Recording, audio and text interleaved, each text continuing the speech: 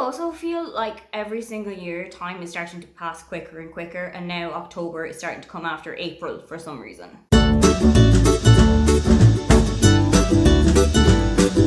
Hi, welcome, come on in. My name is Aoife, and today I am for the very first time taking the end of year book tag.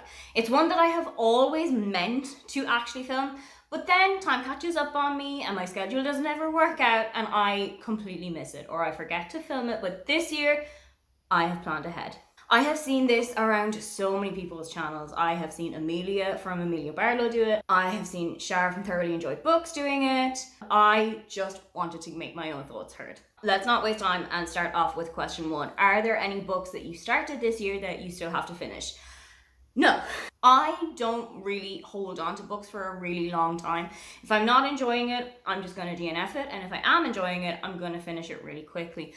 There are a couple of books that it's taken me maybe 10 days to 2 weeks to read, and that's because life has gotten in the way or I'm not engaged with the book as much as I usually would be. But more often than not, either I will finish it or I will DNF it. And I don't start a book in May and then still have it going in November. It's not the kind of reader that I am. Question two, do you have an Automa book that is going to transition you to the end of the year? And the one that I'm reading right now is a pretty Automa book. It has got witches in it. The town that it's set in feels very witchy, very autumny, and that is The Ex-Hex by Erin Sterling. I have studied in Wales previously. I've lived in Wales for a year and a half, and something that has put me off this book a little bit, not made me want to reach out for it as much as I had, is that Rhys, the male main character in this, is Welsh, and I was always really concerned about how that was going to be portrayed, if it was going to be realistic, if it was going to be a kind of a stereotypical view of what Welsh people are like. But so far, I'm about 100 pages in, and so far, it's pretty on the nose. The Ex-Hex follows a woman named Vivian who 9 years ago ended a relationship with Rhys, who was visiting her town for a couple of months, and she puts a curse on him using a candle from Bed Bath & Beyond.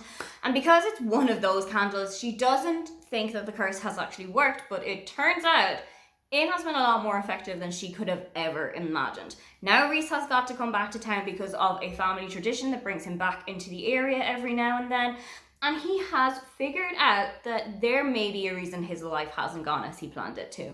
I also have got my eye on, and have had my eye on for a really long time, the season Quartet by Ali Smith. I feel like I want to start it with autumn, and I don't know why that's the one I want to start with, but I want to start it out with the autumn book and then kind of use that to go all the way around the seasonal calendar. So start with autumn, work my way into winter, spring, then summer, and have the whole 4 of them finished. Question 3, is there a new release that you are still waiting for? And there's 2.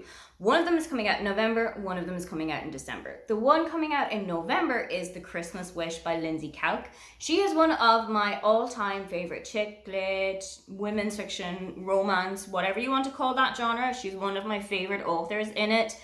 This one is kind of like a time loop as far as I am aware, that the main character has lost her job and her family situation isn't looking as rosy as it always did. So she just wants to go back to the Christmases that she remembers when everything was really great. And it happens. And then she is stuck into this time loop of all of these great Christmases happening time and time and time again. And how is she going to get out of it? And also, I think somebody in the location is going to catch her eye, but I'm not entirely sure who. But I know that with Lindsay, I'm in really good hands. The one coming out in December is A Million to One by Adiba Jagadar. This is going to be her 3rd book, I think. Both of her books so far have been absolute hits for me. And I was excited to read it. I was excited to pick it up. But then I heard the words lesbian heist on the Titanic. I don't think I've ever wanted a book more. Anything that has a lick of paint to do with the Titanic, and I am just all over it. So knowing that this was a book set on the Titanic, but with lesbian characters, and it was also centered around a heist, sign me up. Question 4 is, what are 3 books that you would like to read before the end of the year? And the first one is Holiday Romance by Catherine Walsh. This is Catherine's 3rd book. I've read her other 2 before and I really enjoyed them. But I feel like this one is a little bit different. Everybody that I've seen on NetGalley, everybody that I've seen on Instagram or on Twitter, everybody is loving this book. I love a Christmassy romance. It feels like the perfect time of year to start reading romance books where everything is sweet and cozy and wholesome. or steamy, but I have a feeling that this one is going to be a little bit special because it's about people who are coming back to Ireland for Christmas, which is something that I do every Christmas. I go back to my family in Ireland. So I feel like that kind of connection is going to drag me into the book a little bit more. I also really, and I mean really, need to read Carrie Soto is Back by Taylor Jenkins Reid. It is her most recent release. I think it came out in September over here and everybody has been loving it. I will say that I have been told that this is quite a tennis heavy book by two people that I know who've read it. And I'm not a very big tennis girly. I watch it if it's on. I watch Wimbledon. I don't know any of the rules. I'm not one of those people who knows instantly why that was a point or why that was out or any of that. But it's Taylor Jenkins Reid. I know that she's going to hit me down a path, put a blindfold on me, spin me around, and then send me in whatever direction I open my eyes in. And I cannot wait for her to ruin my life. But I am a little bit trepidatious about the sheer volume of tennis that's going to be in this. Another book that I really want to read by the end of the year is Forever Home by Graham Norton.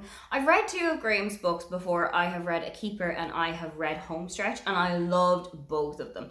I loved A Keeper so much that I basically glued myself to my seat and finished it in maybe one sitting.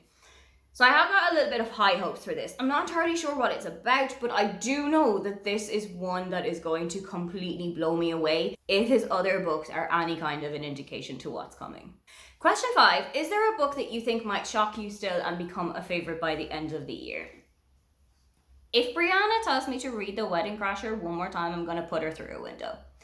I know that this is one of her favourite books of the year. I don't think it's her favourite book of the year, but she has gotten it really high up on the list. She keeps telling me and then employs other people to tell me to read The Wedding Crasher. So I am taking that to assume that there is something in it that I'm going to really love. Either it's got like a fake dating trope, or it's got only one bed or forced proximity in it somewhere. Usually Brianna and I have very similar tastes. Brianna and I, if I like a book, she's going to love it, or if she loves a book, I'm going to like it. So I'm hoping that this is another correct assumption here. And I'm a little bit concerned that what happens if I don't like it? Is Brianna going to chase me out of town? But I'm going to put that aside and let's see how I get on with it. Question 6, have you already started making reading plans for next year? No.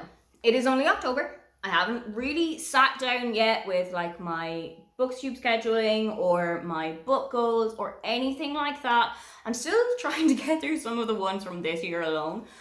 But I have got a couple of kind of tentative ideas in my head. I have an idea as to what I would like my Goodreads goal to be. I have a kind of an idea as to what number I would like to hit in the new year. I don't know if it's going to be achievable, but maybe by the end of 2023 I will have more than ticked it off, or I could be a little bit further behind it. Who knows? Those are my answers to the end of year book tag. Have you got any plans left over for the end of the year? If you would like to leave a comment but you can't think of anything to say, then just leave me the calendar emoji. Don't forget to like and subscribe because I have new videos up every week. Now, get on out of here.